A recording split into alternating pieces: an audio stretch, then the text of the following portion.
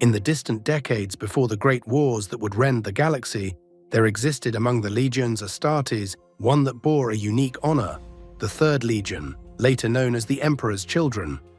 From the moment of their founding, they carried the symbol of the Emperor very visibly, for they were granted the Palatine Aquila, a great and rare privilege.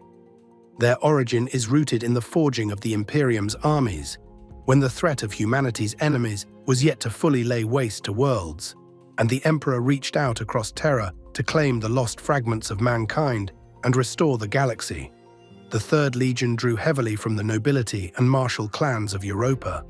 The continent's houses, humbled by the long wars of unification, sent their finest sons into the Legion, some grudgingly, some willingly, but all affecting a bond between the aristocratic traditions of Terra and the new superhuman warriors of the Imperium. In the early years, they were used not as mere shock troops, but as commanders of imperial armies, applying subtle strategy and refined tactics. The young legion bore a confidence born of its heritage, and from the first they displayed both grace and discipline in warfare. Yet early glory carried within it seeds of peril. The legion suffered a tremendous blow before it could fully flourish. A gene seed crisis. A shipping loss of gene seed, a mysterious blight upon the reserve stock, left the legion dangerously depleted. While other legions expanded rapidly in the Great Crusade's early years, the Third faltered, unable to regenerate its numbers swiftly. It is here, in this moment of weakness, that the character of the legion began to shift.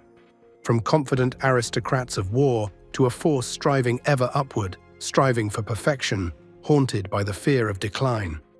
The Primarch of the Emperor's Children, Fulgrim, was discovered on the deprived mining world of Chemos, a twilight, dying world, gripped by extraction, survival, and decline. Raised by the planetary authorities, young Fulgrim demonstrated a brilliance beyond normal, restructuring mining operations, restoring culture and art to a hard-pressed populace. His rise from laborer to executive on Chemos mirrored the mythic rise of the Primarchs. Extraordinary, impossible, inevitable. When the Emperor himself arrived, Fulgrim knelt before him and offered his sword in service, and the Emperor, in turn, renamed the Legion Emperor's Children, forever tying it to his vision and his person. With Fulgrim's return to the Legion, new energy entered the Emperor's Children. The honor of bearing the Palatine Aquila was theirs alone at the time, and they carried it into every campaign. For a time, they were the Emperor's chosen exemplars, perfect in arms, perfect in appearance, perfect in deed. Their armor shone imperial purple, their banners bore the eagle, and their conduct reflected the loftiest ideals of the Great Crusade. They did not simply fight, they performed, they refined, they created. The pursuit of excellence became their creed. During the Great Crusade, the Emperor's Children fought beside the Lunar Wolves under Horus's mentorship. That bond of brotherhood between Fulgrim and Horus, and between their legions, became legendary. In campaigns across star systems, the Emperor's Children carved out worlds for humanity, liberating the lost, restoring civilization, and doing so with a style and finesse few other legions displayed. Their houses of war, their banners, their conduct all spoke of a legion at the height of its power. Yet beneath the polish and the perfection, there burned a pride that could never be satisfied. Whenever another legion was honored for some feat they had not achieved, the Emperor's Children took it as a wound to their dignity. Whenever they triumphed, the glory was never enough. The fall of the Emperor's Children cannot be traced to a single moment. Indeed, it is more the story of a slow decline, a poisoned well of perfection turning to insatiable excess. One of the earliest signs was their campaign on the world of Laeran. There they encountered the Laia, a highly engineered alien species whose culture was warped by the influence of the chaos god Slaanesh. Fulgrim and his legion conquered the world swiftly, but the seeds of corruption were planted then. The Laia's pursuit of perfection and sensation mirrored the Emperor's Children's own, and when the Primarch's chief apothecary Fabius suggested that the legion might improve upon its own gene seed, the die was cast. As the Great Crusade marched on, the Emperor's Children tested every technique, every idea of better, in war artistry, in aesthetics, in self-perfection. They demanded more of themselves than any other legion, yet that demand became twisted. The pursuit of perfection became a hunger, and the Legion began to experiment with its flesh, with sensation, with the idea that they could exceed what even the Emperor had created. This was the turning point.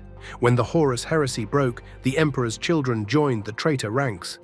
Their betrayal was not sudden, but inevitable. Fulgrim had fallen under Slaanesh's sway. Horus had perhaps encouraged him, had stoked his vanity, had pointed him toward the path of pleasure and excess. At Istvan Fev, the Legion, alongside other traitor legions, slew many of their loyalist brethren and turned against the Imperium. The splintering of Brotherhood, the violence of the Legion, and the shape of their new identity were all revealed there. During the Siege of Terra, the Emperor's children were present, although not directly in the main thrust against the Imperial Palace's inner defenses. Rather, they rampaged across the outer districts, unleashing almost unthinkable cruelty upon the citizens of Terra. Their acts on Terra included slaughter, desecration, and rituals of sensation. As some accounts claim, they harvested vital fluids from victims to create stimulants granting previously unheard-of heights of sensation. The siege ended with the Emperor's victory and the traitor's flight, and the Emperor's children retreated into the Eye of Terror, their fall complete. In the 41st millennium, the Emperor's children exist no longer as a single cohesive legion, but as scattered warbands, each pursuing its own debased version of the quest for perfection. Mutations, surgical modifications, outlandish armies tuned to sensation all mark the degraded legacy of the Legion. The icons of purple and gold have become twisted. The emblems of the Aquila now mock the Imperium. Their warbands, such as the Adored, the Faultless, and the Golden Host, roam, vassals of Slaanesh and spearheads of decadent violence. Their creed is now one of excess. Indulge every sense, dominate every experience, transcend every mortal limit. But this path is no path of honor. It is a spiral into depravity. The name Emperor's Children once evoked loyalty, excellence, imperial might. Now it evokes hedonistic horror, corrupted ambition, and the ruin of one of the greatest legions of the Great Crusade.